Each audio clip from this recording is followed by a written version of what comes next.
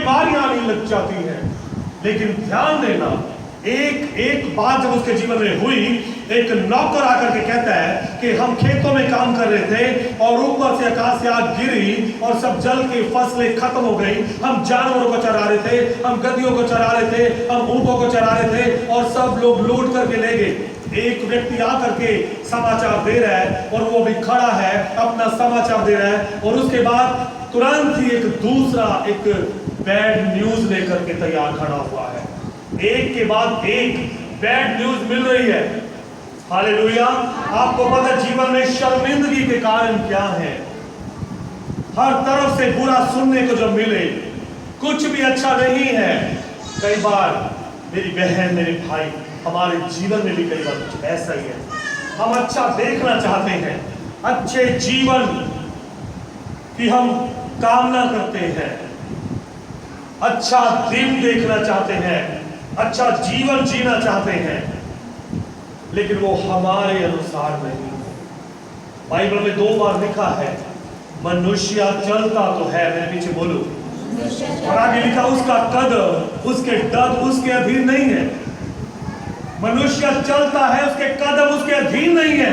वो परमेश्वर के अधीन किए हुए हैं, परमेश्वर के निश्चित किए हैं वो कदम। परमेश्वर ने आपके लिए प्लान किया है, वो आपको मंजिल पर लेके जाएंगे। आपने बोला ध्यान देना, कई बार आप उस रास्ते पर चलना नहीं चाहते, वो रास्ता आपको लगता है कि ये रास्ता मुझे किस दिशा में लेके जाएगा, इस रास्ते में मैं बर्बाद हो जाऊंगा। लेकिन ध्यान देना, गड्ढे में गिरना आत्मिक लोगों के लिए एक सिंहासन पे जाने की एक आशीष की एक योजना है। आप बोल, अगर आत्मिक व्यक्ति गड्ढे में गिरा हुआ है तो धन्यवाद बोलो कि वो ऊंचे पर जाने वाला है। मुझे परमेश्वर का आत्मा भी बात बता रहा है कि मैं आप लोगों को विश्वास के रूप में शब्द दे दूं। ध्यान देना, आप जितने डाउन हैं, अगर विश्वास करेंगे आप उतने 1000 गुना ऊपर चले जाएंगे यीशु मसीह के नाम से। मैं सामर्थी अभिषेक और आत्मा से बात करता हूं। मुझे खुदा ने कहा, जो जितना डाउन चला गया, अगर तुम विश्वास करते हो, परमेश्वर को जैक लगाने आते हैं। आमीन, हालेलुया। उसको आपकी जॉब का पता है, वो जैक लगा देगा। उसको आपकी नौकरी का पता है, आपके बिजनेस का पता है, आपकी प्रमोशन का पता है, उसे जैक लगाने आते हैं।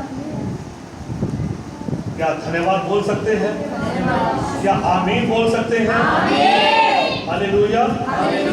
और उसने कहा कि अय्यूब पर उसका क्रोध इसलिए भड़क उठा क्योंकि उसने परमेश्वर को निर्दोष नहीं, उसने परमेश्वर को निर्दोष नहीं, अपने आप को निर्दोष कहा। इसका मतलब उसने परमेश्वर पर दोष लगाया कि परमेश्वर तूने क्यों कर दिया मेरे जीवन में। कई बार ये सवाल होते हैं, मैंने कुछ किया नहीं, मेरे जीवन में परमेश्वर आपने ऐसा क्यों कर दिया। तो ये एक क्या है? क्या है ये? कंप्लेंट है। क्या है? बोलो, क्या है ये? बोलो, क्या है ये? कंप्लेंट है। तो बिल्कुल उसने हाथ से कुछ नहीं किया, हालेलुया, उसने कोई पाप नहीं किया, किसी को मारा नहीं, किसी का लॉस नहीं किया, लेकिन उसके अंदर ये विचार था कि मैंने कुछ नहीं किया, लेकिन फिर भी मेरे साथ इतना कुछ क्यों हो गया। जब वचन को पहले ध्यान से पढ़ते हैं तो यही मिलता है कि वो धर्मी था। उसे शैतान ने कहा, परमेश्वर तूने उसे ब्लेसिंग बड़ी दे दी है, और परमेश्वर ने भी उसकी गवाही दे दी कि जाओ उसको चेक कर ले। लेकिन उस चेक करने का जो पीरियड था, समय था, उसके अंदर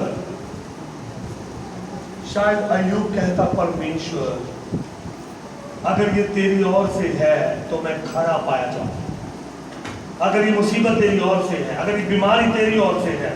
क्योंकि बाइबल कहती है, जब यीशु मसीह जा रहे थे, एक शिष्य से कहा, शैतान ने तुझे मांग लिया है।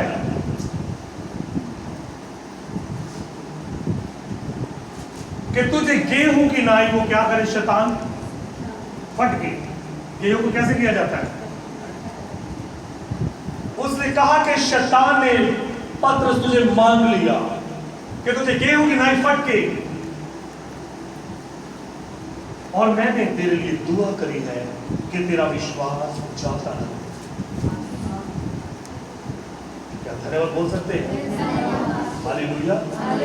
उसके बाद जो बातें एलीहू ने कही, उसने कहा कि